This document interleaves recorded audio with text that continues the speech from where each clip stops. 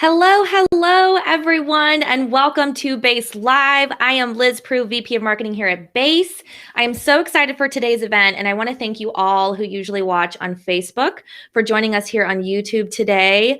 I think it's just technology. It's one of those days. And fortunately, our guest of honor here today, Amy Sherman, who works at Salesforce, probably understands that more than most, working at like the largest tech company ever. So welcome, Amy, our guest of honor. How you doing today? I'm doing great. Thanks for having me. Of course. And our moderator for today's chat, you all know Paige. She is our CEO and co-founder here at Base. Hello, Paige. Hello. Thanks so much for joining today.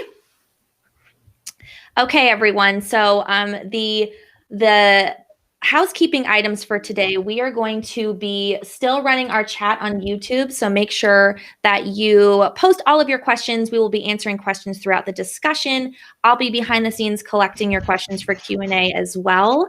And a quick intro for Amy for those of you that signed up last minute. We had about 350 of you that registered for this last minute.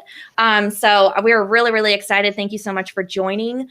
As executive administrator to the president and CEO of Salesforce, Amy currently works to optimize and scale operations while maintaining collective focus energy for her executives' initiatives.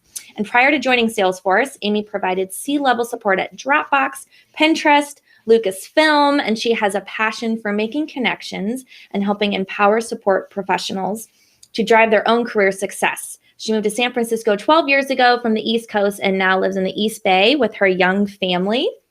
That's a little bit of a background about Amy. I'm going to go ahead and kick it off to Paige. Again, make sure you drop all of your questions in the chat, and we will try to answer as many as we can at the Q&A at the end. Sound good? Yeah. All righty. That's great.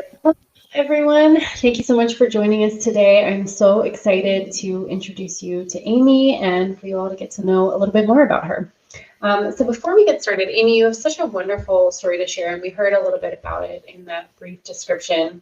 But I'd love it, before we dive in, if you could give our attendees a little bit of background on what really led you to this role initially, because clearly you had some skill set for it, but what about it was interesting?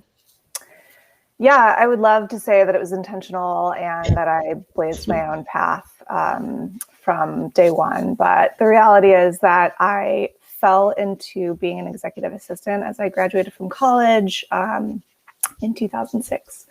And I'd studied marketing in school and wasn't quite sure where I wanted to go with that. I moved to DC through an alumni connection from my college, and started out just as an admin job, first step in the ladder. I was doing expense reports, answering phones on a phone on my desk with like many lines. And it was kind of like Mad Men style. It was in the finance industry. So the dynamics were really fun. And and so that's how I got into the career. I moved to San Francisco because I was tired of living in DC and I wanted to go to the West Coast. San Francisco has amazing weather. And so I moved to San Francisco.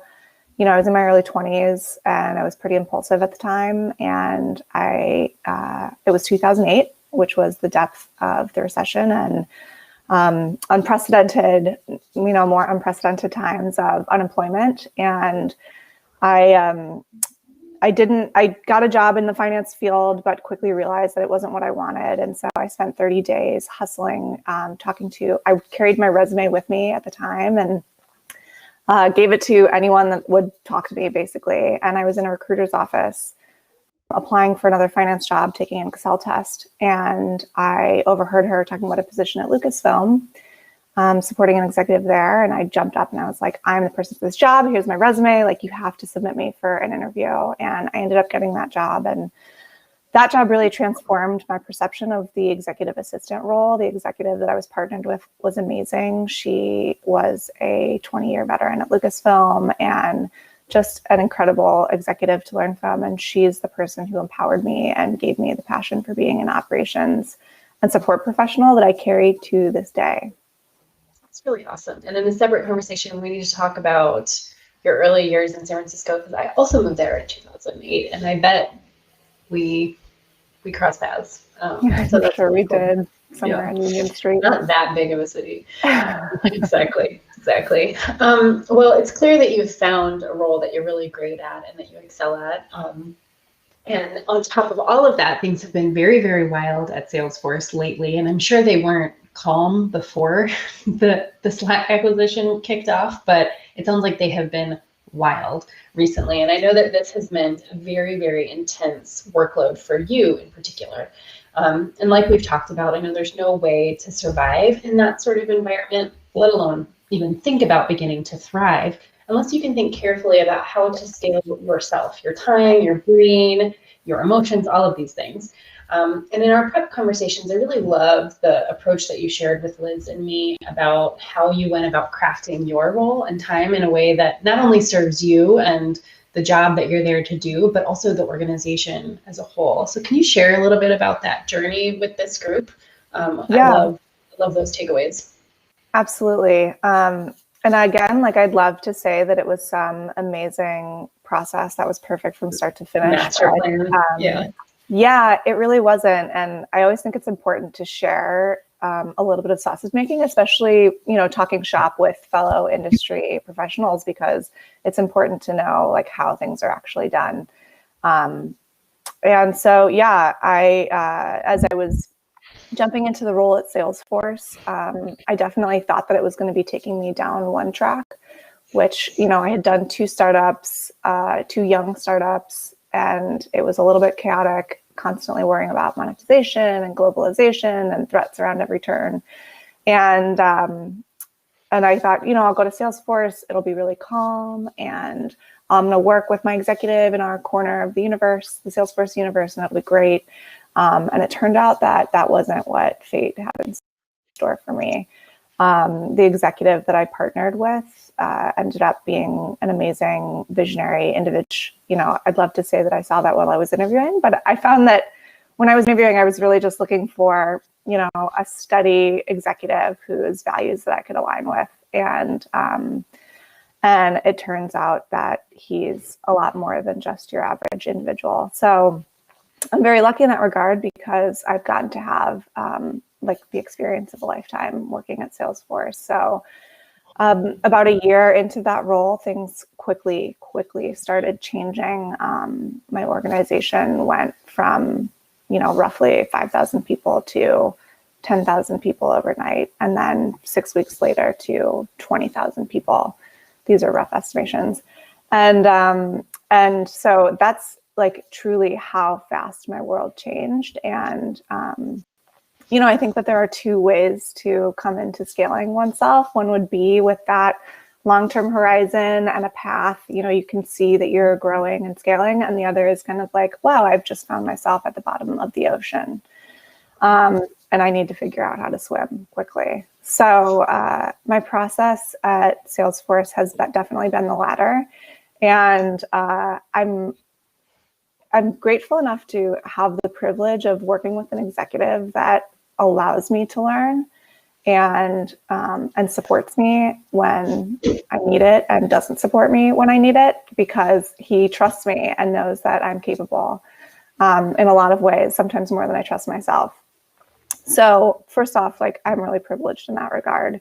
But the first thing that I recognized was that I was sitting at the bottom of the ocean and I needed to start digging water out of the boat, right? So I didn't have a significant plan for how to scope out who my next scaling hire was going to be, but I knew I needed more people. And so I talked to my executive about it, and, I bumbled through the communication a little bit, but I knew what I needed to do. I knew I needed to find someone that was trustworthy, that I thought could handle it, that was going to be really bright and innovative and creative and align with those same core values, right, that connected me with my executive. And so I went about finding a person who matched that core criteria. And then she jumped on board and started shoveling water out of the boat with me. And then I, realized we need at least one more person immediately. And so I brought in another executive assistant who works with me as my business partner to run the office of the COO. at Salesforce, and she's also been shoveling water out of the boat with us. So it's been about 8 months since I had additional people in this gig with me. And I'm just now getting to a place where I can start to think more strategically. I should say maybe a month or so ago, I was thinking to myself, okay, what's 2021 going to look like? And I was able to have the space to be able to be strategic. And so now we're starting to, I have partners that I can be strategic with and bounce ideas with, and we're scaling together. And I think that that's a big key for me. Yeah. And the two people that you brought on to your team, one's a senior executive assistant. And can you share with everybody the other unique hire that you made to your team? Yep. So I hired the first hire was a chief of staff for my executive. And, I think as I thought about how do I want to structure this, could I have elevated myself into that style of role and built people underneath me? Absolutely. But I didn't think that was in my executive's business's best interest. I needed to hire someone who was going to quickly gap the skills that I didn't have and would also complement, a whole plethora of skills that were required, and that I wasn't going to be able to get fast enough, right? Because when you're at the bottom of the ocean, I'd say speed is pretty much the key element of scaling yourself and getting yourself out of that. Yeah. So a little bit of a fight or flight mode. And so instead of, focusing on myself and my career and what I should be, where I could take this opportunity to step another rung up the ladder, I kind of went about it a different way, hired the person that I would probably learn the most from, and that would take me to the next level, all scaling, right? So if I'm communicating that clearly, instead of trying to scale myself and up-level myself, I scaled myself knowing that I would get the up-leveling while I was scaling. Right. And I think that hits on something really interesting. Actually, a couple things that are really fascinating to me.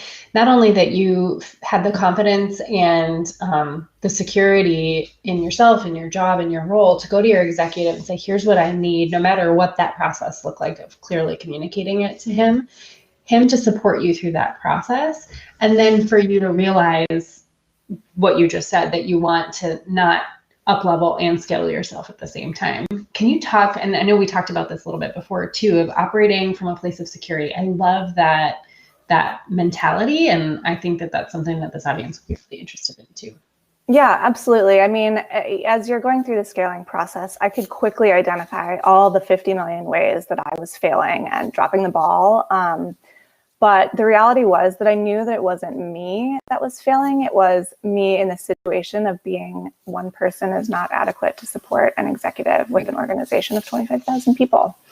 And so I was like, I had to go through the process of setting aside my feelings and, all of my thoughts about my own ambition and what my insecurities could be, and just operating not from a place of insecurity, but operating of what's my business need, and knowing that my value contribution is rooted in what I can bring to my executive's business. And I bring a unique perspective, and I know that I bring value. I have so many skills, and I just had to keep reminding myself, even though I felt like I was failing, that I was actually just growing and learning. And I needed to, put on my big kid pants and step up to the occasion, hire the person that was going to help elevate the business, and really just operating from that. Same thing with the executive assistant that I hired, who partners with me. She is seasoned. She's incredibly intelligent.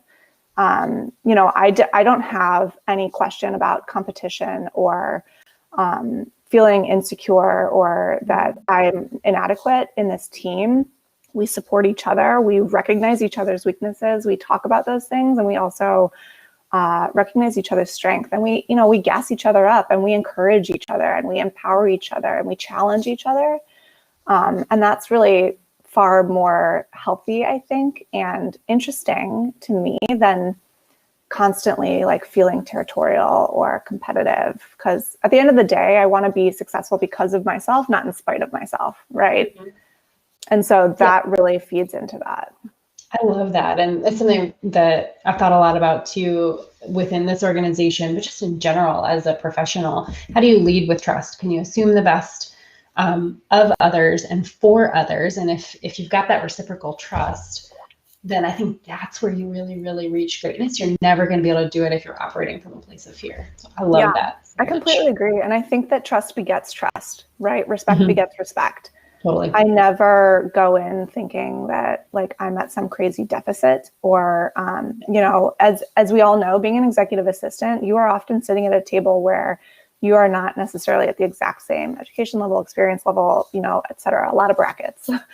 And the fact of the matter is, like, I know that I have value to provide in my own unique perspective, and that's what I get in return. I bring that to the table, and I get that back. And I think that speaks to your point exactly. I think it's so hard sometimes too, especially in a place of overwhelm, to untangle your emotions that you might be feeling about the situation in general with what you said really stuck out to me over you weren't failing at your job. You were in a position where you were not able to succeed because it was beyond exactly. Yeah. Like separating the two of those things and realizing that both of those can be true and you're not failing, but you're not able to succeed. I don't know. That's a level of emotional intelligence that I think we all need to work towards. I think that's really cool. I don't think it's just emotional intelligence. I feel like that implies some sort of, I don't know, inherent brilliance, which I don't have. I think more it's emotional regulation. And that's a skill that everyone can develop, right? Mm-hmm. And it's something that some people intrinsically have it more than others, and it's great, but we can all work to regulate our emotions and our nervous systems. And that's an element of work that I've been doing on myself over the past few years, and it has paid off in spades. So I would encourage everyone listening today to look into emotional regulation and build those skills for yourself, because honestly, it's been a significant contributor to, you know, improvement in my personal life, but as well as my professional life, where I can feel emotions and notice them, check in with myself often, let them pass, decide what's useful, what's not useful, and then utilize it to move forward. Yeah, it's a bit of stoicism. I like that. I want to talk as an offshoot of that before we switch on to the next topic that I want to get to about setting boundaries. So I imagine that all of that is really integrated into scaling yourself. How did you manage that, knowing that you've got little kids? And I know you mentioned your husband has a busy job too. How are you juggling all of that? I'm sorry, my husband was just walking past me. Can you repeat the question? It was distracting me. Yeah, no problem. Talking about setting boundaries. So if you're scaling yourself, that's a really important part of being able to scale yourself, is what you can and can't do, or will or won't do. And with all of all the moving pieces in your life, how are you handling that? Yeah, absolutely. So I think for me, boundaries and communication go hand in hand. And also, like, from the value and security perspective of knowing that, like, your needs are very valid, and you know them best. And so figuring out what your needs are, you know, checking in on your emotions to say, like, identify what's a need versus what's a feeling, and then recognizing those needs and communicating them, is essentially setting a boundary. And, you know, I think a lot of people think of boundaries as like, I'm putting up a wall here, I'm putting up this. Boundaries are really just like conduit walls. They're not blockers. They're not meant to prevent someone from doing something, or, you know, to separate you necessarily. I think they're more just like pathways to get things done. And so I have to set up boundaries all the time, and recognize, like, I've kind of had to take the steam out of setting up a boundary. Initially, when I started doing boundary work, it felt very abrasive, and it felt like I was definitely creating a space between me and someone else and saying, I need this. And now I feel like a boundary is just me communicating a need. and saying like, hey, I want to be able to do this and I want to be able to help you. And the best way that I can do that is if you help me do this. And that like mindset reframing helps just create it in a more positive lens. Yeah, and take the scary out of it too. Something that we talk about so much here is just explicit expectations, being clear, say what you mean, and ask for what you need. And these sorts of things are sometimes easier said than done, but that's often what I think of as well with boundaries. I've never thought of it as a pathway. I really like that. But if I'm setting a boundary, it's me telling you what I need in order to succeed, and me trusting that you're going to be able to hear that and respond to it. Yeah. And I think for me, like communication is key. I often think about a couple of my keys to communication. One is humor. Like I'll make a joke out of pretty much anything. Sometimes it's not the most professional component of my personality, but I find that it connects me far more than it disconnects me. And so I'm just going to keep using it. And the second thing is, I had a really good thought here. Humor and vulnerability. So connecting on vulnerability, I often will couch whatever I have to say to warm people up and create that connection, not just through what I'm communicating, but from like a human to human feeling. So I'll often say things like, I'm not going to say this perfectly, but I need to like get it out there so I can help figure it out. Like, can you help me work out what I'm trying to say here? Yes. And get them involved in the communication process. I'll also say things like, I kind of set expectations and also connect in vulnerability where I'll say, I want to have this conversation and we don't need to make decisions. We don't need to figure it out, but I just want to plant some seeds and see what grows from this conversation. So again, it like brings you together. We're working together to plant seeds and we're growing something. We're growing a garden, but they're also, you're saying like, I might not have this completely perfect, but the gist is good. And the meat is good. I want to address a question that came in that's along these lines. Melanie asks, how do you say no? Like, how do you manage multiple asks, especially from management that reports to you? That's a tough one. Yeah. Saying no it's one of my favorite words. Saying no is great. So the way to say no is to say why you're saying no. So when I say no to people, I always add context and reasoning behind it. Again, I think that's what connects people, right? You don't want to set a boundary and put something between you and another person. You don't want to say no and be like, no, I'm just not going to do that. Mm-hmm. I find that giving people explanations helps them understand your perspective, right? If I say no to someone, every human is just going to hear what they hear based on the narrative that runs in their brain and their perspective. And so I say no and the reason, and that helps to justify it. So I may say, no, I can't do this today because I have to do X, Y, Z. If it's my executive, for example, and he's like, hey, I want to do this, and there's just no possible way that he can do that. I will say, great, I'd love for you to be able to do that. But, the reason why I don't think you can do it today is that you have 1, 2, 3, 4, and 5 on your plate. And if you want to reprioritize that, we can. And then that puts it on them, or I'm not saying no to my executive. I'm saying, I need you to reprioritize this. This is my recommendation if you want to fit that in. And if not, we'll push it to another time. I always love the parallels between parenting young children, which is the only thing I have experience with at this point, and business communication. And there are so many similarities. Usually for me, when I'm saying no to something, I try, if I can, to frame it in the positive way. Like you just said, great, I would love for you to be able to do that. Here are the potential blockers that I'm seeing. So let's figure out together how we can work through this. And that's different than, to your point, just kind of like saying no without any context or reasoning or any positive framing to it.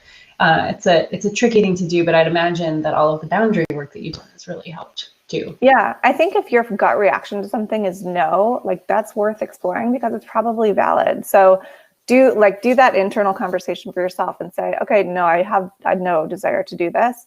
why? Why do I have no desire to do it? I don't have time. I feel stressed. It's giving me anxiety. I don't know what the solution is. Maybe I want to do it perfectly and the pressure is intense. Like, think about the why for yourself, because if you feel no, and that's your first reaction to something without even saying anything, like, that's probably valid. So like, explore that and then go from there. Yeah. Melanie commented too that feeling like everything is urgent. And I think that a lot of executives in particular struggle with the tyranny of urgency and feeling like everything that comes across their face is something that needs to be handled right now. And I know from my perspective of working with an assistant with Natalie, I really value when she pushes back, because I'm trusting, and that's another indicator that I'm correct in this trust, that she knows my focus area. She knows my goals and my objectives. And if she's pushing back, there's likely a good reason, and then we can talk about it. But also sometimes it is a grounding effect for me to be like, right, okay, it's so easy to get distracted with all of the various things that we have coming in, and she can be my safeguard of making sure that I'm focused where I need to be focused. Yeah, absolutely. I think for executives that feel like there's constant urgency, then you as an executive assistant can absolutely keep track of what the priorities are. And all of your inbound requests, like, make a list, prioritize them, bounce it off someone if you're able to. And if you don't have like a business partner to bounce it off with your executive. Use your times with them to ask them questions. I will say one of the things, and I know that, this is something that's come up throughout my career, your executive doesn't always have time to help you reprioritize things and get answers to questions. One of the keys there is building relationships with the people around your executive. So building relationships with their stakeholders, but also building relationships with their direct reports. So I go to my executives' direct reports all the time with questions, because I know that I won't necessarily have time to get the answer from the executive. I will literally ask anyone that has about anything I'm working about for their input, because I'll get information from that so that I can make the decisions as well. So I kind of involve my squad, and I make my squad, a large group of people. Context is definitely key there. And yeah, a lot of times Natalie, she's really good at, she'll gather contacts, and our team is so much smaller than Salesforce's team, but she'll gather contacts, and then if it's a reprioritization thing or just anything where she's trying to help me focus, we'll get a decision stream with her. Here's what I'm thinking, thumbs up or thumbs down, basically. And that's been really, really helpful. So I can react to something rather than having to always talk through it. So she does the pre-work and then shares it with me. Yeah, absolutely. Another key, don't ask questions, only bring answers. I try not to ask too many questions, or if I do have a question, I bring an answer with me and make a recommendation. So that's one of the ways that you can build trust with your executive, and also build your skill set of providing solutions and getting authority and decision making by making recommendations. You'll either make the recommendation and it was the right one, stamp of approval, or you're going to get valuable feedback to learn how to better make recommendations. And that's, just a key to accelerating that like urgency concept. I love that. When we were developing Decision Stream, that's a big part of why we give users the chance to pre-populate potential responses, because statistically, if you give 3 or 4 options, you're going to get one of them right almost every single time, at least one of them. And that shows the executive too, like, look, I've thought of all of these different possible scenarios. So I want to spend the rest of our time before we open it up to Q&A talking about the transition to remote work, especially with a team of your size. I imagine that was a big shift. But also not allowed you to slow down at all. In fact, it sounds like you've gotten a lot busier. So I want to talk about how you and your team adjusted to this remote work, but also if that's impacted the amount of time that you get with your executive, since you're not in close proximity to one another. Absolutely. So I get next to no time with my executive at this point. I've obviously got Slack channels now with him, and we text, and we meet on occasionally I'll get like 2 or 3 30-minute syncs with my chief of staff and my executive. It's not frequent. The communication's not frequent. I would say at this scale and point with where we are with our organization and our business, I do a lot more communicating with the office of the COO, my executive assistant business partner, and my chief of staff. We communicate nonstop all day from sun up to sundown and beyond sundown. And so we get a lot of information. Like anyone who gets the opportunity to connect with my executive shares that information out. And so we all have like our lists of things that we need and, ask when appropriate. And I get far more communication based on anyone who gets a touch point, right? So if someone gets a meeting with my executive, I'll circle up with them afterwards and say, hey, what are the takeaways? What are the action items? That way as much as I love talking to my boss, I don't need to. I can get all the information from the people he's in the room with, and then distill down like the exact things that you need from your executive, like his exact perspective and not any of the additional information you might have needed. Yeah. Was it that way before you all went remote? No, we talked far more frequently. I was sitting outside of his office. We would connect in between meetings. I was in the meetings myself. I don't sit as many meetings as I used to. Right. And so, when we were in person, it was completely different. I would get, 2 minutes to ask here, 2 minutes to ask there. And those connection points, I think, were really helpful. But at this point too, like being remote, our communication style is just business need oriented, and it's not as much fun. I'm not gonna lie. I definitely don't feel as much of a personal connection to it, but I've never felt more fulfilled from a business communication perspective. My business communication skills have skyrocketed. Being remote, you lose any of that in-person innuendo and nuance that you had when you were getting in the office. And so I always fancied myself a good communicator until we went remote, and I realized wow, I kind of have a lot of skills that I need to pick up here.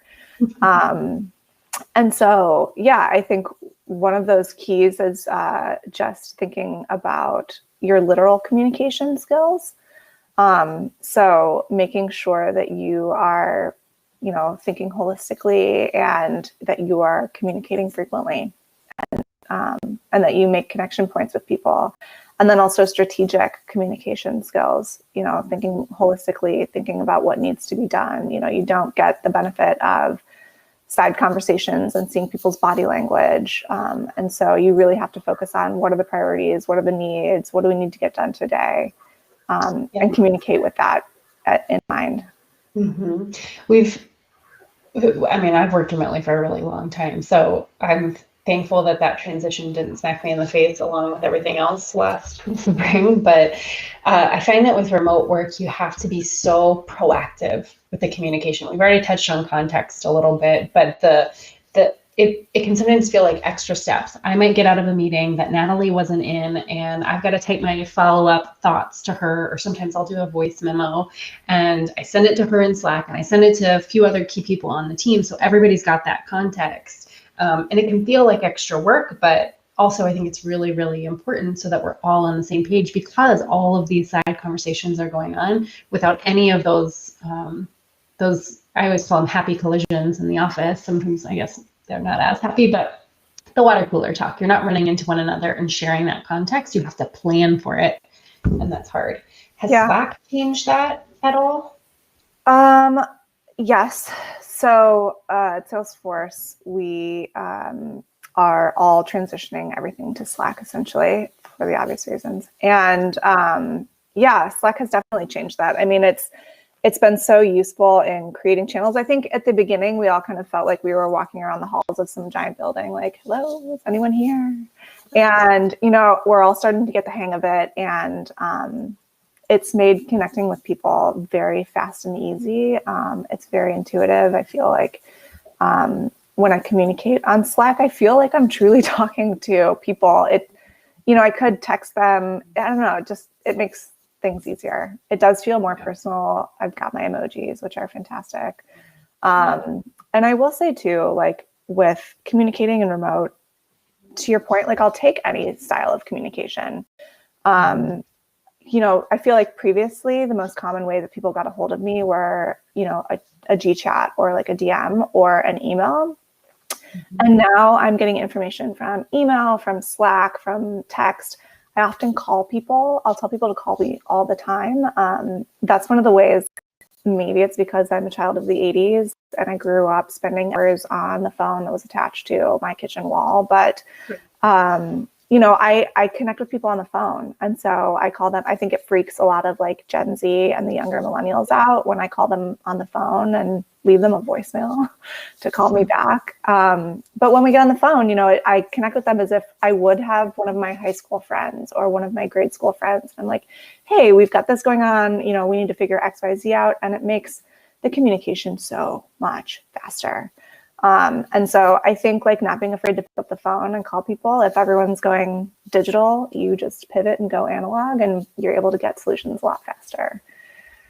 I love that so much. It does. I know it's surprising when people make phone calls, but like, hey, our smartphones still actually function as a telephone. Another thing too, I mean, we're huge Slack users here, and I don't know how I would do my job without Slack, but I know one of the things, and this is actually why we've released our latest feature, Inbox, is that Natalie and other assistants have said, like, okay, I'm getting all of these inputs from all over the place. Sometimes I'm getting phone calls, sometimes I'm getting text messages, emails, and all sorts of Slack messages from all over the place, where now we've got Inbox where you can click the little flag button in Slack and it instantly pushes to base. So then you can say like, okay, I need that to go to this executive, and that's a task that I have to assign either to myself or, whatever it might be, but you can now for the first time do that, where we've had people come actually crying happy tears to us talking about that feature. So it's fun to think about, if we're continuing to stay remote, at least for the foreseeable future, what other ways can we streamline those processes while still making meaningful connections? Think about that. Definitely. I think to your point that you made earlier about being proactive communication, I think that there's an element of accountability. Like I never would like hand it all to someone and be like, here, this is yours now. I always follow up. And if I need something, I'm like a dog with a bone, I'm not going to let that go. I never would send someone and be like, hey, get me this back, and then just wait for them to respond to me. I'm always following up. I will call you, I'll email you, I'll Slack you, I'll write you a letter, I will show up at your house. And so I think that there's an element of like communication accountability that speaks to the proactivity you mentioned, which is that like we're all kind of accountable for following up on the items that we need. And I think if we all hold on to that, we'll be able to accomplish more and like communicate more effectively. Right. It goes back to the reciprocal trust. Mm-hmm. Yeah. I really love that. Well, I know I guess it's about time probably to switch over to the Q&A. I have not been paying attention to all of the questions, but I know Liz is there ready to tee us up for some questions. Hey guys. Coming in. Yes, we have a ton of questions from the Q&A chat, and keep sending them through, guys. We'll try to get to as many as we can. And we also had a ton of folks who couldn't attend live today submit through the form we sent out by email. So I'll loop those in as well. The first one we have is from someone that registered and submitted through the form. I thought this one would be particularly funny, and you'll see why in a minute. How do I get people to update CRM information when it's not common practice? If you have any tips for getting people to fill out their CRM. It's a great question. So I'm technically not speaking as a representative of Salesforce today. I'm here just as me, Amy, executive assistant. So all opinions and advice are my own. But how do you get people to update the CRM? It's a good question. I think like helping them understand why it's important and how it helps you track things. I also find like putting time on people's calendar. So we have a like customer engagement tracker, and we meet about it every week. So it acts as a forcing session and a working session and an accountability tool and a communications time all at once. So I think if you're having trouble getting people to update the CRM, put time on their calendar and say, hey, we're going to meet once a week to track against, XYZ customers, and we are going to hold each other accountable, and I'll give you information you may not have because there may be something blocking them. Who knows? So like you might be able to provide a unblock for them that's helping them accomplish, getting their CRM filled out. I think Paige, your executive assistant Natalie does a really good job of that too, encouraging folks, whether it's CRM and HubSpot, Salesforce, whatever you're using, or even project management tools. She's really good at that, encouraging you as to why it's so important and the benefits. Okay, another question we have. This is from Cindy on YouTube. Amy, could you circle back and speak to some of the things you learned at Lucasfilm that you still carry with you today? Absolutely. So the executive that I supported at Lucasfilm was so amazing. I hold her truly in my heart every day. And I think what I learned there was from her was how to interact with empathy, be creative in my solutions, and get out of my comfort zone. She would often chuck me into the deep end of some crazy project, and I'm sending a delegation of 12 top executives at Lucasfilm to China to talk about film production tax incentives and things that I have no concept about. And then she would be like, okay, take a stab at it and come back to me. And then she would give me a ton of coaching, which what I carried from that as well is to find people who are willing to coach you and find people who are willing to invest with you. I think that a lot of executives don't realize that the executive assistant, are kind of only as good as the investment that you get from your executive. So you can bring, 50 million things to the table and skill sets and mindsets and tools. But if your executive isn't communicating or, doesn't see the value, you can explain it to them, but they really have to invest. And all of the executives that I've seen who blow my hair back are ones who are getting investment from their executives. So she was the first executive that invested in me. And that's what gave me a passion for the role. And so, she taught me to be uncomfortable and challenge myself. I think if you feel afraid or unsure, then you're kind of in the right place because then you're growing.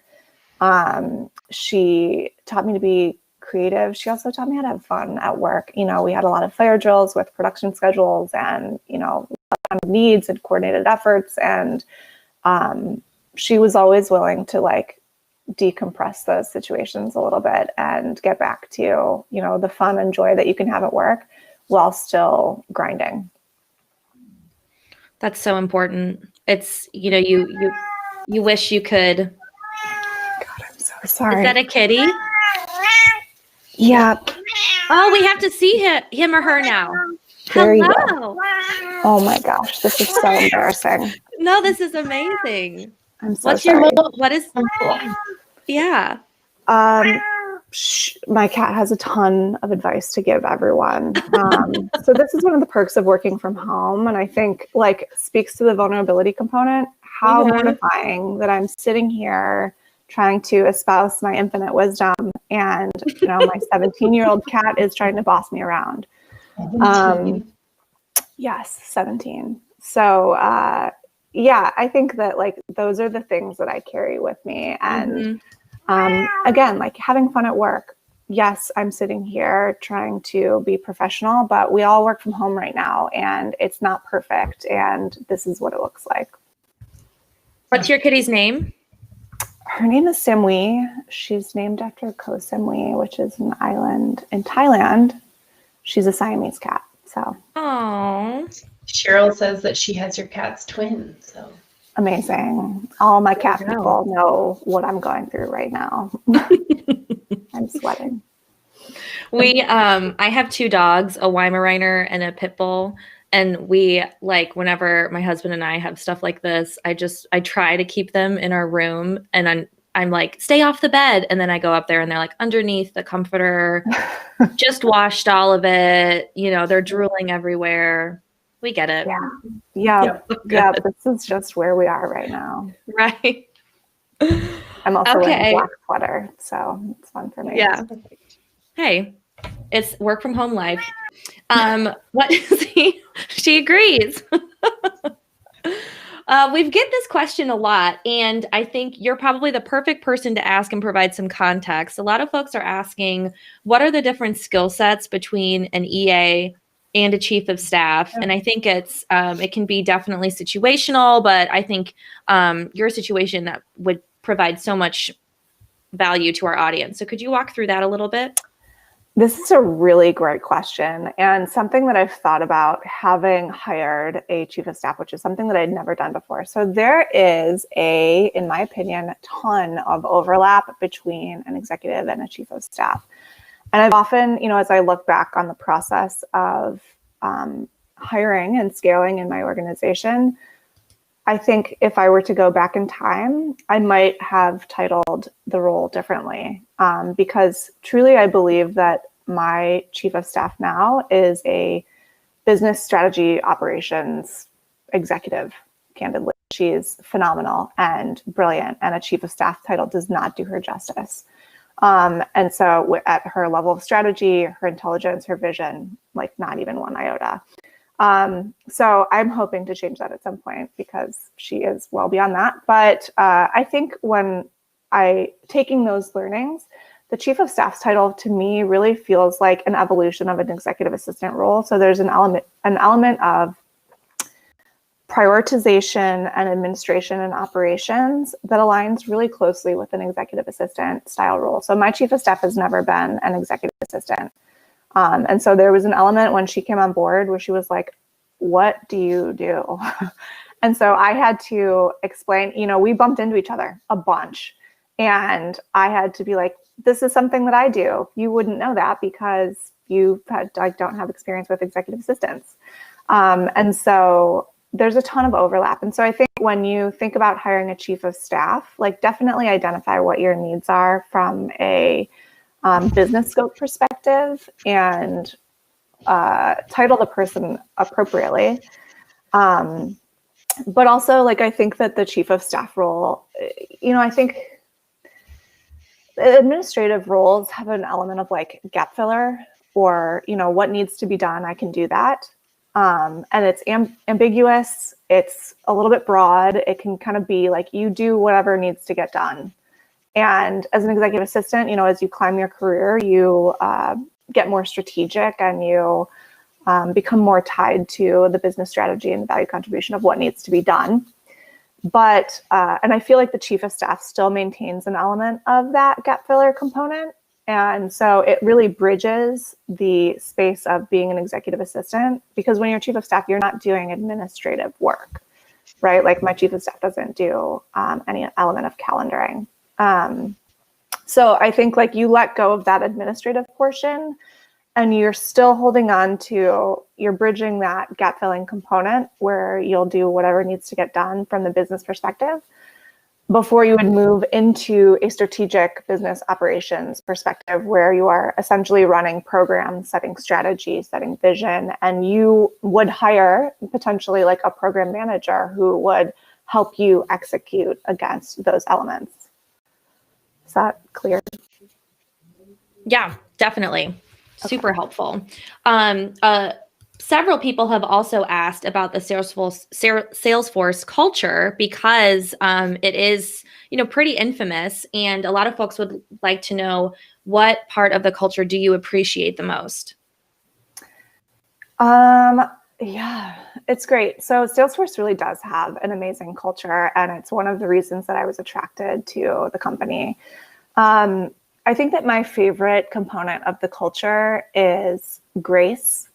I know when I first started at Salesforce, I was like, yeah, I've got my 30, 60, 90 ramp plan and it's going to be amazing. And, a couple of people were like, okay. And I was like, what do you mean? Like, I got this under control. And everyone kind of told me it takes about a year to truly ramp into Salesforce. And And so as I like bumbled through that process and, ate some humble pie while I was at it, everyone was really graceful, and they allowed me to mess up here and there and allowed me to not know things and allowed me to figure things out. And I always deeply, deeply appreciated that element of the culture. I think, in my time at Salesforce, I want to, leave my own dent in that world. And I focus heavily on creating a culture of exactly what Paige said, like leading with trust, empowering people, building people up. I work really hard at minimizing any element of like negative behaviors and really focus on modeling positive behaviors. So I'm constantly running around and explaining like, hey, I did this.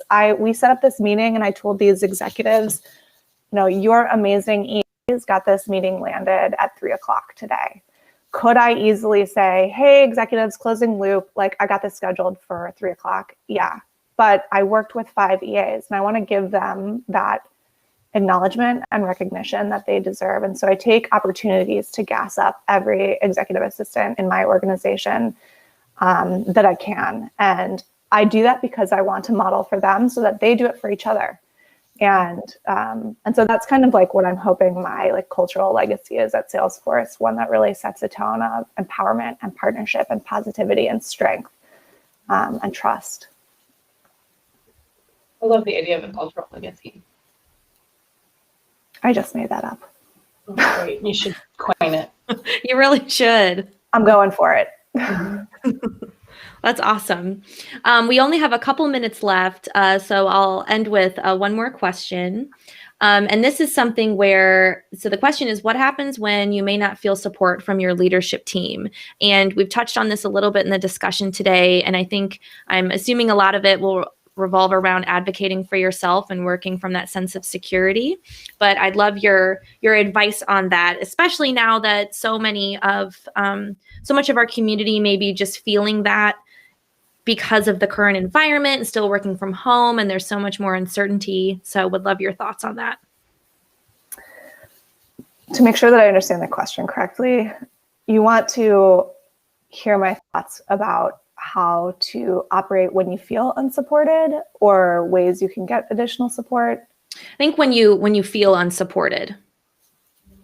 Yeah. So I think if you're feeling unsupported, you probably are. And so thinking to yourself, okay, what do I need to feel supported? Like write it down on a sticky note or a notebook and say, I need my executive to communicate more. I need to feel like I'm in a partnership. I need to be able to partner with my executives direct and build relationships with them. And then I'd say, like, if you look at that list and think to yourself, okay, like what can I do to fulfill those needs? Because really, like, you can support yourself in a lot more ways than we all give ourselves credit for. And that's that like touchstone of operating from a place of security. So if you identify like, okay, I need my executive to communicate with me more about XYZ initiatives, when you have a conversation with them, you can say to them, hey, like, I need more communication from you because I have to be able to move quickly. And when I can't move quickly. Or you can say, when I send you a communication, if you don't respond, I'm going to assume that I should make this decision, right? So supply those answers instead of questions, making those recommendations. If I send my executive an email and say, hey, we need to get an answer on this meeting by this date at this time, I'll add a sentence. If I don't hear from you, then, this is what I'm going to go with. So you're going to need to let me know if you disagree with that. And so I think it's the communicating, figuring out what your needs are. If you don't feel supported, what will make you feel supported? And it could be a list of 50 things. And then start going through and just examine those things. Is this just a feeling? Is there something that you can do about it? Is it a need that you need to communicate? And then go about the business of getting the support that you need. I love that. And it's almost, it's parallel to something that I've encouraged a lot of people who need the help of an assistant, but don't yet have it, write down everything that you're doing and categorize it that same way. And it's such a helpful exercise. So I love the parallel to that within your role of not feeling supported. Beautiful. Okay, Liz, we're about out of time, aren't we? Yep. Okay. Well, thank you so much, everybody, for joining us. I hope that you enjoy getting to know Amy as much as we have here at the BASE team. Amy, you are a powerhouse and an inspiration, and BASE is so lucky to call you a friend, and we hope that we can see you back here for a future BASE Live event. If anybody has questions or if anybody would like to learn more about BASE, we've got a couple different things coming up. We've got tomorrow, Natalie, my amazing assistant, will be hosting a demo that is tied to the learnings that we talked about today. And then also, if anybody wants to talk about using BASE themselves, reach out to us, and we'd love to talk with you directly, and someone from our team will set up a time with you. Amy, is there anything else that you want to say to this group before we say goodbye and thank you? Yeah, I think just thank you all for your time and for listening and for your questions. Those were really amazing questions. And I know that the challenges of being an executive assistant are many, with lots of gendered components and respect components and career components. And so keep up the good work, keep going. Doing this job has made me a better business operator, and it's a privilege to get to sit in this seat, especially when you claim your position, because you get firsthand knowledge and firsthand experience in how these businesses are running and how decisions are made, and you can influence those types of things. And so I would say, don't underestimate yourself, and by any stretch. Other people will underestimate you for yourself. You don't need to do that. So let the haters bring the hate, and make sure that you're your biggest champion. And yeah, I really appreciate everyone's time and the questions. And Paige and Liz, I really appreciate you hosting me. It's been awesome. Absolutely. Anytime. We'd love to have you. Thank you so much. And thank you to everyone for your flexibility today. I dropped the event calendar and the link for tomorrow's event as well in there, so you can check that out. Let's give a bunch of thumbs up and heart emojis again for Amy. Thank you so much for joining. Thank you, everyone. Have a good day.